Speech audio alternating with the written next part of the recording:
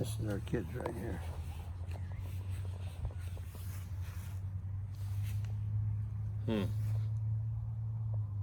So your first two little kids passed away at childbirth? Yeah. Can you tell us about it? Race was our first child. Charlotte was in labor for 47 hours. We were in the Army. I couldn't understand. I didn't know anything about birth, or I didn't know anything about labor or all those things. And these people would keep coming in and then leaving, and they'd never call me for Charlotte to let me know what she was doing. And I'd have to go to work during the day, and I'd come back and they'd say, well, she's only so many centimeters or whatever they measured her with. Anyway, I didn't know what was going on, but she was in there for 47 hours before she delivered. And when she delivered, it was a placenta previa.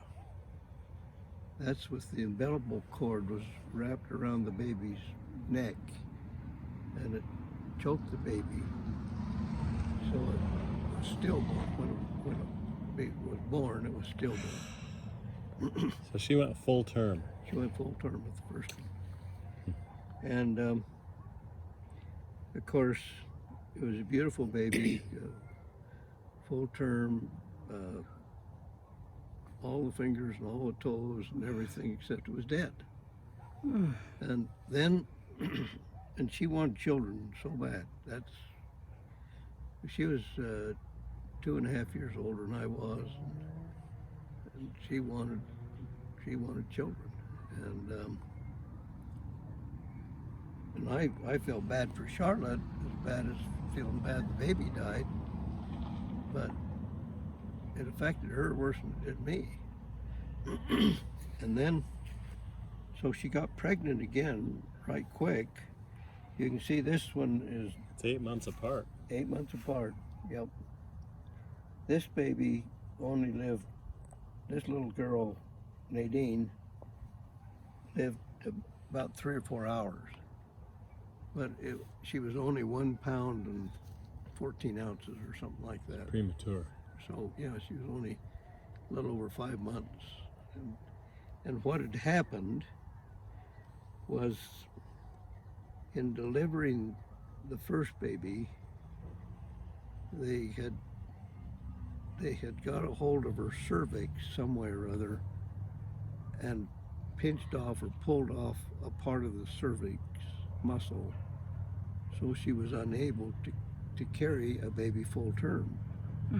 And the doctor told me, he said, his name was Russell Hume, and he was in the Army there.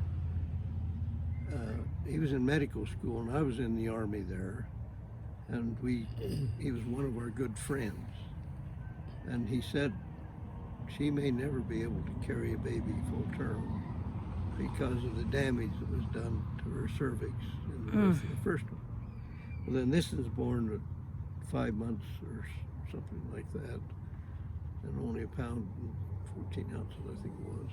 Anyway, this little girl, I could hold her in one hand, like this. You know what 2 pounds of hamburger is. Yeah. Yeah. As big as the baby was. And so anyway, when she was born, she only lived long enough for us to give her a name and a blessing. And so we'd already buried Race in just a little box, because he just baby size. So we put her in an adjacent little box, and so they're both together here in a very small vault. No big, nothing other than just a container. So I'm going to come and I'm going to take these two out. I'm going to put them right over on top of Charlotte's grave. So on the morning of the resurrection, she's got her 2 babies right there with her. Really? So that's what I want to do. And I just never have got, and I've told the cemetery I want to do it, and they said, well, you own all these lots, you can do what you want to do. And so all I have to do is bring my backhoe down and just move the headstone off, pick up the little container that's there, and Oh, they'll let you do it? help me do it. Yeah. Really? It'll be supervised, I guess, by one of their people. But How did you get through that? I can't imagine losing one, let alone two. well, it was a tough deal because here we are in this young marriage group in the church, and you know how none of us had any money. I mean, I'm making $147 a month, and of course I'm making more than that because I'm buying cars and selling them and stuff like that. But we didn't have much income. There were students there in dental school and medical school that were poor. Another couple was in the army. Another one worked in a grocery store. But we all were young married couples in the Sunset Ward in San Francisco. And so we would get together every Sunday night. Anybody that had any beans or anything to eat at their house, we'd all cram in, and there'd be about 6 couples of us. There'd be a dozen of us or more that would go to whichever house invited us. And we did have one couple that worked for U.S. Steel, and they had a decent income, and one other that was an accountant. So we went there usually. I'd cut hair all night. I'd cut all their hair for them, and we'd joke and just have fun. But then they all started having babies, and here's Charlotte sitting there empty-handed, having had 2 and lost them. And they're coddling their babies, and you know how new mothers are, and they just sleep in the other room and nurse their baby, and here Charlotte is, and it was hard, really hard on her. Can't imagine. And so, knowing Dr. Hurst told us, Dr. Hume told us, she may never be able to carry a baby with the circumstance that she has. And so we went to President Kimball, who's our cousin, and he was in the quorum at that time. He was just an apostle in the quorum, and asked him if he'd give us a blessing, and he did. And he blessed her. Her quiver would be full. I remember that statement. Her quiver would be full, and that she would have many children. Wow. That gave us a lot of hope. But the statistics and the doctor's report was not the same as that. But she had 5 after that. And but they were all delivered cesarean. She got where she could carry them about 6.5 months or babies. But they were all 3-pounders. I mean, Belinda was the biggest, but she was 4 pounds or 5 pounds. Just 5 pounds. Trace was 3 pounds 11 ounces. Scott was about 4 pounds. They were all little babies, but they all turned out perfect. You know? So Because she could only carry him 6 or 7 months. Yep. That's amazing. Well, wonderful blessing. Yeah. Oh man. From President Kimball, did you say? President Kimball, you know. Wow. He's your cousin.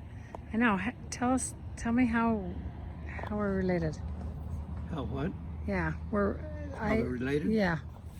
Okay. Your great-grandmother, Olive's mother, and Olive's mother Effie. was Effie Dean Woolley. President Kimball's mother was a half-sister to Effie Dean Woolley. So the Kimballs and the Nixons, or the Elgrins in that case, or the Hickmans in that case, were related through Edwin B. Woolley, who you're doing research on. You're doing some research on. Edwin D. Woolley. Edwin D. Woolley. Edwin D. Woolley. And his brother was Franklin Woolley. Yeah, and then he's Franklin B. Woolley. And he's the B. Yeah. And he is. I found out a lot about him. I should have showed the book I got up here that talks about the Woolleys. I did not know that Franklin B. Woolley was a wealthy man. Our heritages never talked about their wealth. But this book that a man gave me after our reunion down there. Do you remember the house we went to and we stood on the lawn and we talked about this is where Effie Dean Woolley was born? Yes. Okay. I went back to that house 3 or 4 months later when I was down there. And I met the lady that was there, and she's a seg miller. And I told her that we'd been standing on her lawn telling stories about our grandparents, and I wanted to just thank her for letting us do that. And she said, well, this is my family that has owned this home all these years, and I'm a seg miller. Well, one of the seg miller, Hannah's daughter, married a seg miller, or anyway, yeah, I think that's the way it is. I'm talking about the third wife, the third wife of James William. So we got to talking, and just before we I gave her a silver dollar, and I says, I just want you to know how much we appreciate you letting us come here. And even though you weren't here, we tromped your lawn down. And as I was leaving, her son came, and his name is Garth, I think, Segmiller. Anyway, and so I told him what I was doing there, talking to his mother, and he said, you know, I read something the other day that I think you'd be interested in about your great-grandpa. Be my great-great-grandpa. And I said, what is that? And he says, I have a book that somebody gave me that's the lost fortunes of the lost fortunes of the settlement days, or the early days of the settling of Washington County and so on. And he said, Franklin B. Woolley is in that, and it talks about him, and I think you'd be interested in knowing. And I says, yeah, I would. And then he said, you know that he was a wealthy man. And I said, no, I didn't know he was a wealthy man. He said, oh yeah. He said, he and a man by the name of Lunt, and there's one other one, 3 partners, owns ECMI of southern Utah. Brigham Young sent him down to open a mercantile store there. And he said they were venturing into mining and all types of entrepreneurial businesses. And those 3 men were 3 of the most wealthy men of southern Utah in those days. I didn't know that. Wow. And he said, you know the story about how he was killed by the Indians? And I said, yeah, I know that. I'm aware of that.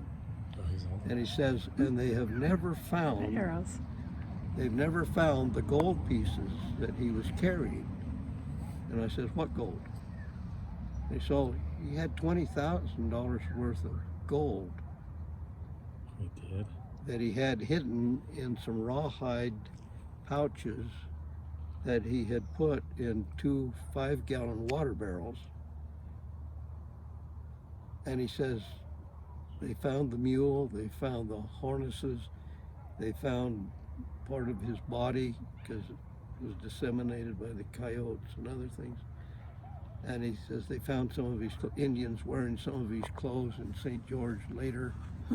But no one has ever found that $20,000 Back then it was It 20,000? was 20,000 gold pieces. So do you think the Indians stole it from him? And No, they don't think the Indians even cared about gold in those times or whatever. No, they never found the water barrels, and they never found the pouch. And so that's one of the lost stories of lost treasures that's published in this book. oh wow. And it talks about it in there.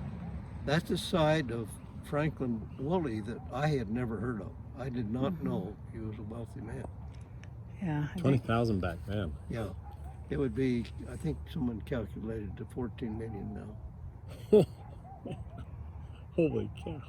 And he'd gone to San Bernardino. They owned a bank. They owned an interest in a bank. And he and Edwin D.